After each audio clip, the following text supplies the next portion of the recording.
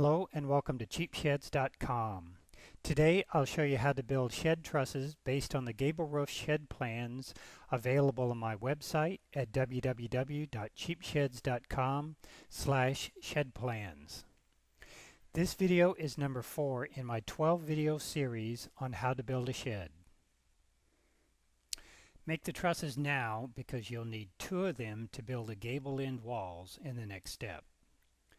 It's important that all your trusses be the same height and width so that the ridge line of your new shed will be symmetrical. You can do this by making a simple truss jig. Make a simple truss jig out of an unused 2x4 top plate by placing 2 pencil marks the width of the shed, that's dimension A, on the narrow edge of the 2x4. Cut 2 small pieces of wood and screw them to the outside of these marks. Then screw this jig assembly to the floor.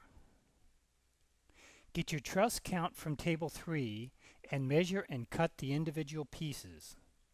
Use a speed square to mark the angles if you don't have access to a miter saw.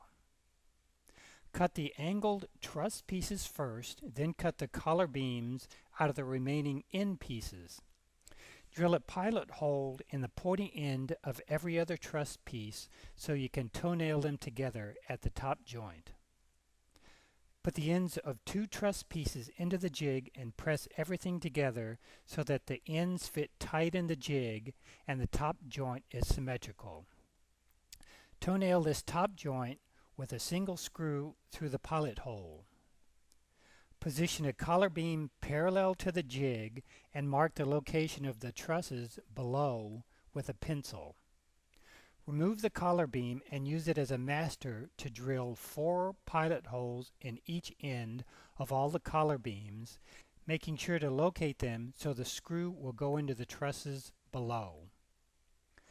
Put a collar beam back on the truss pieces in the jig and screw it to the truss with 4 screws on either side.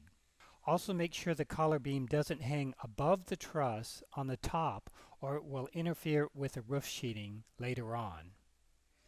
Pull the tape along the width of the truss to make sure your width measurement is correct. Make a pencil mark on the floor along the top edge of the truss so you can compare the rest of your trusses to this mark as you build them. This way, if a truss is significantly off, you will know it immediately. After you have built all the trusses, you can double check them for size by standing them up on end and measuring the distance from the floor to the peak of the truss. If they're all equal or close enough, then you're finished and can disassemble the jig. If some of your trusses are slightly off, don't despair. If you use them properly, this will not be an issue.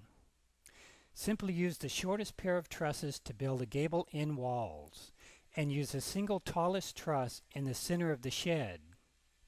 Use the next tallest pair of trusses on either side of the center truss and use the last pair next to the gable ends. This way the roof will still be symmetrical and you won't have to waste or rebuild any of your less than perfect trusses. Thanks for watching this video on how to build shed trusses. The next video in this series is on how to build shed walls.